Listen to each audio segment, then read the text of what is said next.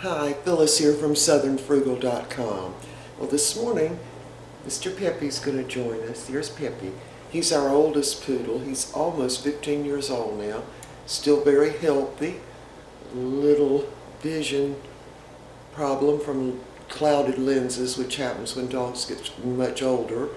And he has a little problem hearing late at night. Yeah, in the mornings he's good. Can you look in the camera? Peppy.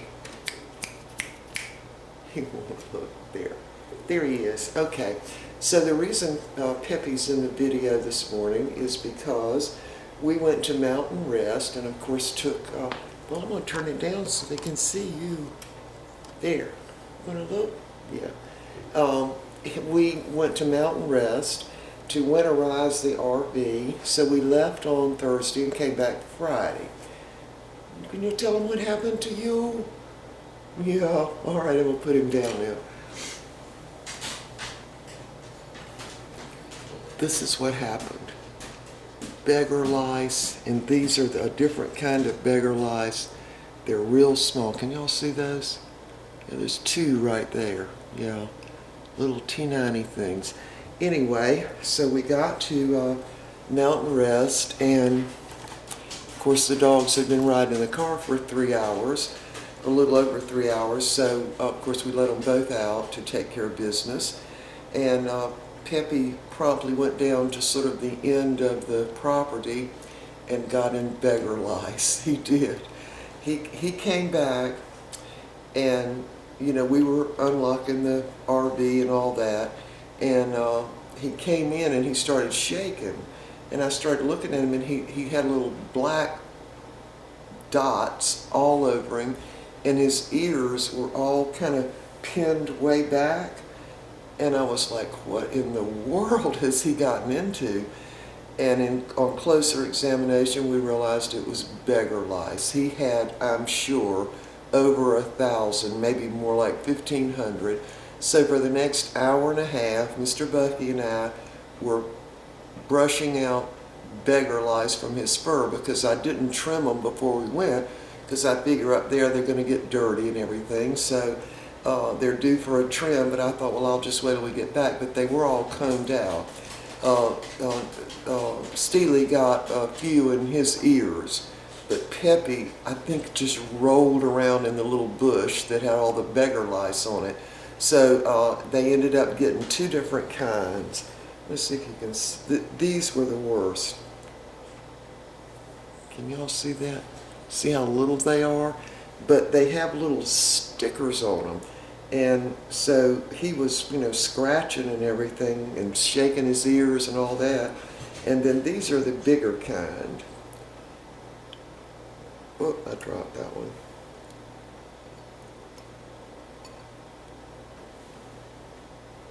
There, can you see that?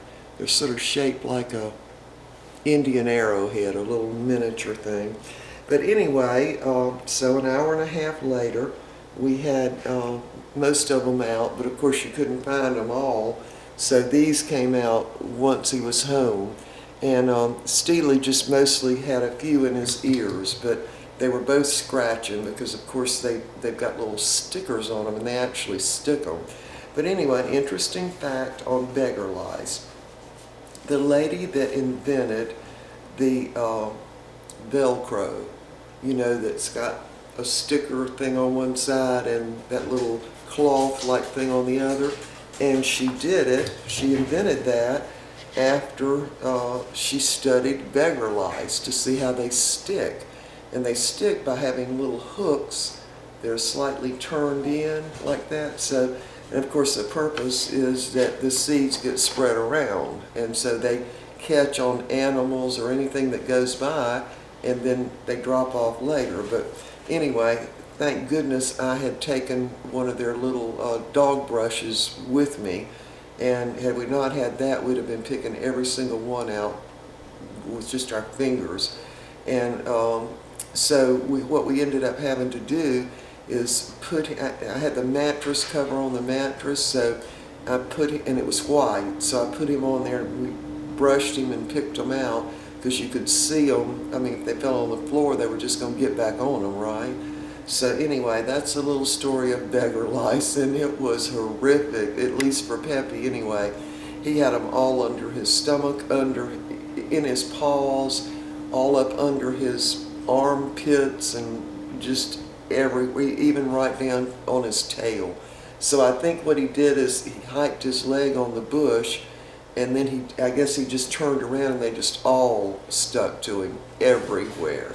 He even had them in his eyelashes, which was a little scary because in his left eye, there was the bigger one was actually in the eye floating around, but the others were all lined up right on his eyelashes on his right eye. It was really bad, really bad. But anyway, we got that straightened out. Apparently, he learned his lesson because he didn't go back down there where the little beggar lice bushes were. So we're going to have to get rid of those before next year for sure. So anyway, that's the story on the beggar lice. Here's what we're having in our smoothie this morning. This is sunflower seed pulp, kale, almond butter, of course orange, fresh orange juice. I've got apples in there that were frozen. They've got the peeling on them. And cream of wheat and oatmeal. And that's it there. Then we're having, of course, some baby greens, 2 carrots that were peeled because they're not organic. And then for the berries, we're having the strawberries, red raspberry, and blueberries. So that's probably a cup and a half this morning. And of course, our trusty peanut butter, yeah. All right, so this morning, they're not as thawed out as I would like, so I'm going to go ahead and put all this in the Vitamix, and we'll be back. I wanted to show you the beggar lice on a little piece of t-shirt rag material. These are the ones I'm familiar with. They're shaped sort of like an Indian arrowhead. These 2 right here, those were the ones that he had so many of. He only had a few of these, but these they look like little dots. I don't know what they are, but they act like beggar lice. They stick to everything. Well, you can see how they stick, yeah. Anyway, so got our smoothie all ready. And I've decided I'm not worrying about when I have too much overage, and I don't think we really need to be drinking like 40 or 50 ounces of smoothie in the morning. So what I've started doing is the overage goes into an ice tray. And I don't like to refreeze stuff, you know what I mean? But what I started doing is pouring it into the ice trays, any overage, and then what we did this time on Saturday and Sunday morning, we had enough in the ice trays to have our smoothie. All I had to do was thaw them out.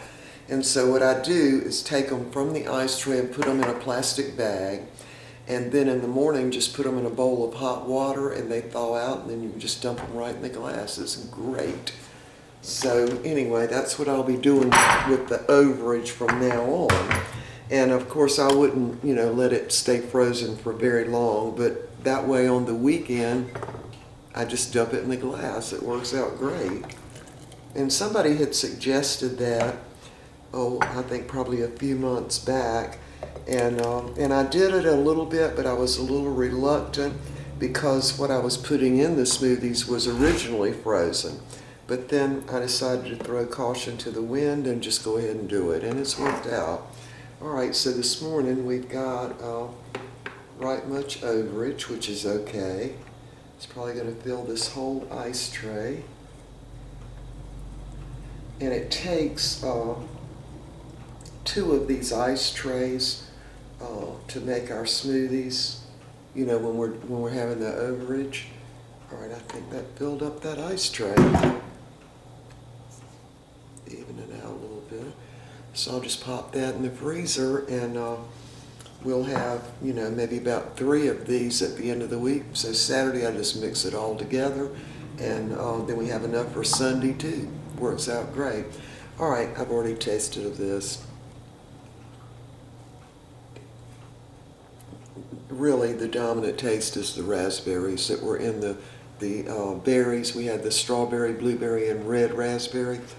That's what I taste. Red raspberry and a little bit peanut butter, a little bit. Now we use the dates to sweeten the smoothies because they're very, very sweet. But if they're not sweet enough, I'm not opposed to adding a little bit of sugar, or you could use any kind of sugar you want. I mean, any kind of sweetener, but I just use sugar. All right, so we will see y'all next time. If you have comments about what these little things are, I wish you'd leave them, in the description, in the comments below. I know these are beggar lice, and these act like beggar lice. They're round though, but I think they're a form of beggar lice. So if y'all know what those little things are right there, tell me in the description, because I'd like to know. But anyway, they're going to be leaving our property because we can't handle the two dogs. We're just fortunate that Steely didn't get in too much to those two. But we spent a long time getting those out of Peppy's fur. It was awful. I mean, the first hour and a half, both me and Mr. Bucky were sitting there on the bed, picking and brushing and picking and brushing. And of course, Peppy, he's a good dog. He doesn't mind getting brushed and trimmed and all that. But even he got tired after a while, because sometimes to get them out, it would be pulling some hair out. So anyway, y'all let me know what you think. All right, we will see y'all next time.